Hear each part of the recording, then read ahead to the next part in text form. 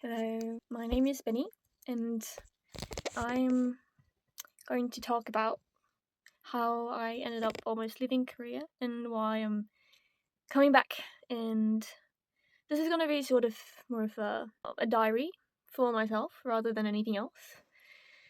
And for those few who might struggle, and for those who are contemplating going to Korea, and for those who are contemplating leaving Korea as well.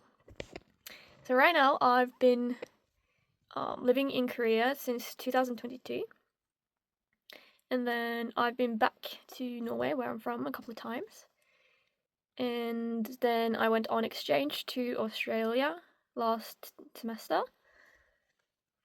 And before that, I had made up my mind that I would be leaving Korea and that I would just go back to Norway.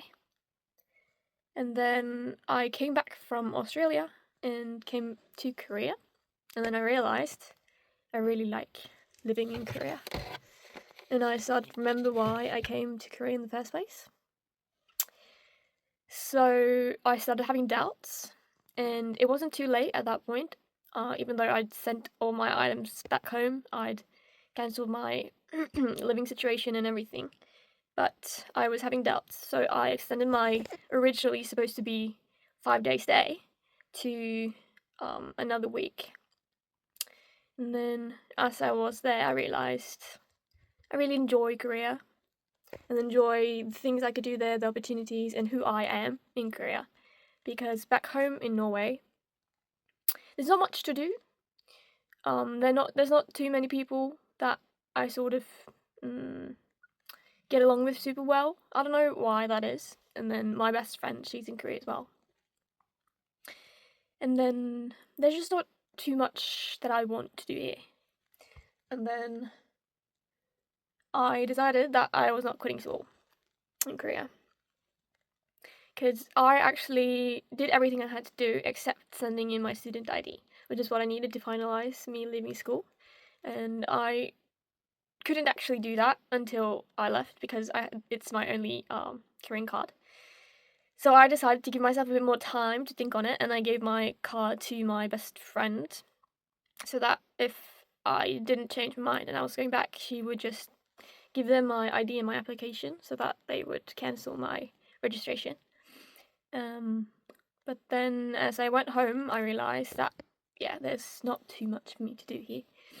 And then I decided to go back. But then, of course, while doing this, I've had a lot of issues.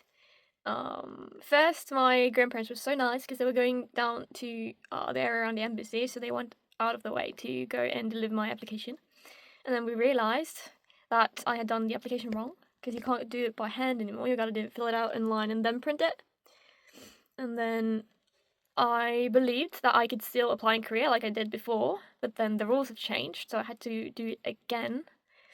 But then I cancelled my appointment that I made, and then the next one available after we realised I had to do it anyway was quite late.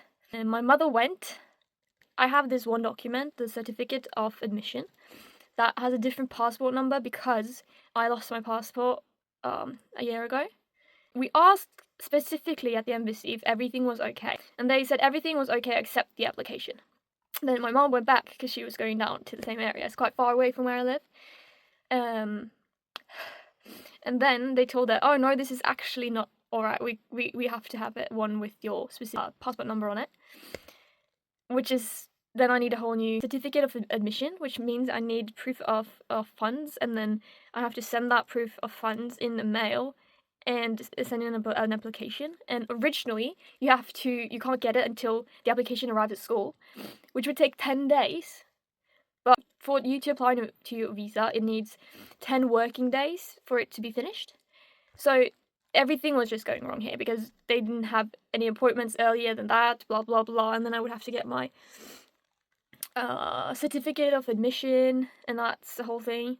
So then I, right before going to work, had to try to call the school and ask, how do we do this, blah, blah. And then I actually ended up having to run to the bank for them to give me proof of funds. That would take forever, right? So my mom asked the embassy if if she could leave the papers there and we could send the certificate of admission by email and then leave the money so that they could process it once I got the certificate of admission, since we live really far away. And it was their fault we have to do this again in the first place because they said it was okay last time. So after a bit, they agreed to do that, and then I sent everything to the school as I was supposed to do, and they made an exception. So as long as I could prove that it was sent in the mail and how long it would take and why I needed it so urgently, as long as I sent that, they would give me a certificate of admission as soon as possible. And then I sent everything, but then they weren't answering. So my friend went to ask, and they were like, "No, we need the certificate of admission before she blah blah." But I had already sent it, so I thought, are they saying that they won't do it like they were supposed to, and then that they need to wait for the physical copy to arrive in Korea? So I called them again. I got an answer. I was like, "Yeah, you have to send that to," and I was like, "But I already sent it to you by email, and you said that would be enough." And then she was like, "No, but we didn't receive anything, blah blah." And we have an email chain where it's actually in there a couple of times because of the replying to the chain. So they did get it, but I was like, "Okay, I'll send it again." And then she was like, "You also need to tell me how long it takes for the thing to arrive," and blah blah blah. And I was like, "Yeah, but I don't have any specific date. They just gave me around then it will arrive." So she was like, "Yeah, that's fine." So I sent her everything like that, and she was like, "Yeah, but it's gonna be hard to get it today. We're gonna have to send it tomorrow." And the day after was like the cutoff time where the embassy couldn't actually give me my visa anymore. But they sent it the next day, and I sent it straight to the embassy, and they never answered me, which really really stressed me out. But because my mom, I already ordered my tickets and everything quite far in advance because things get more expensive the closer you get, right?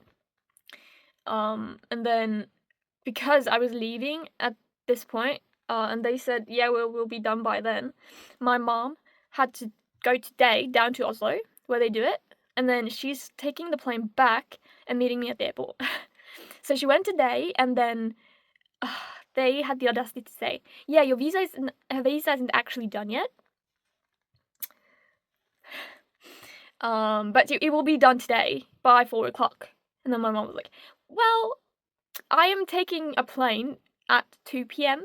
or something, and I cannot sit here and wait until that. Can I at least have a passport so that she can travel, and then she can get the visa and print it out later?" And they were like, "Yeah, we can do that, but it will be done today, so you'll be fine."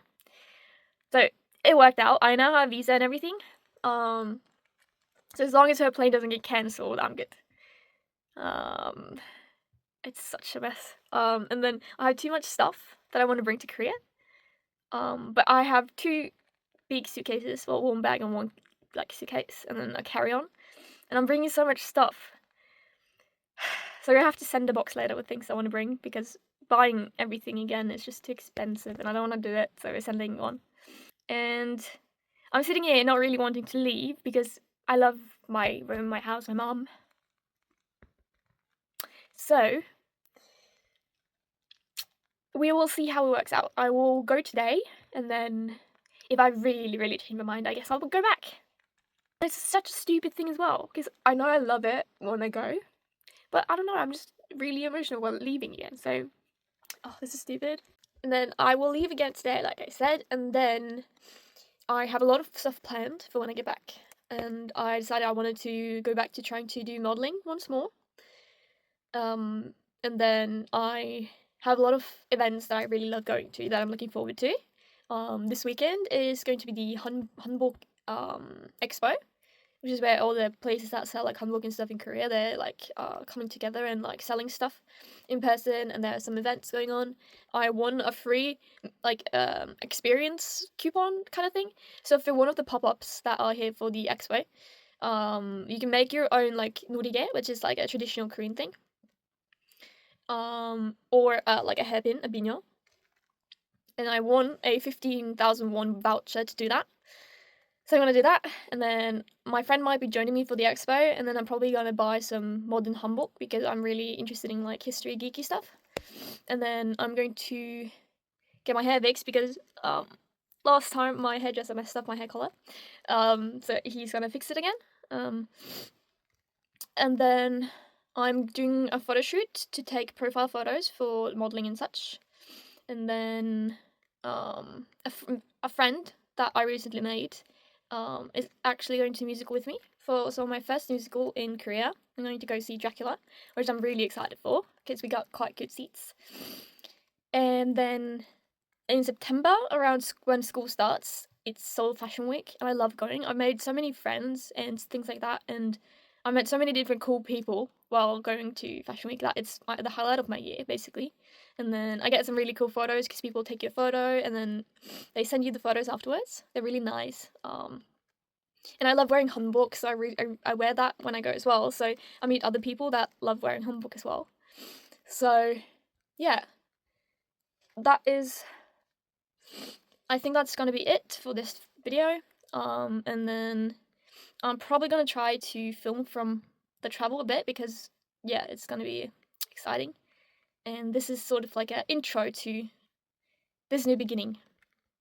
If you listened all this way, listening to me about blabbering on, thank you. And I will try to keep posting because I really enjoy posting and editing stuff. I just lost my spark for a while. But yeah, thank you. And have a nice day. And remember that it's never too late to do anything.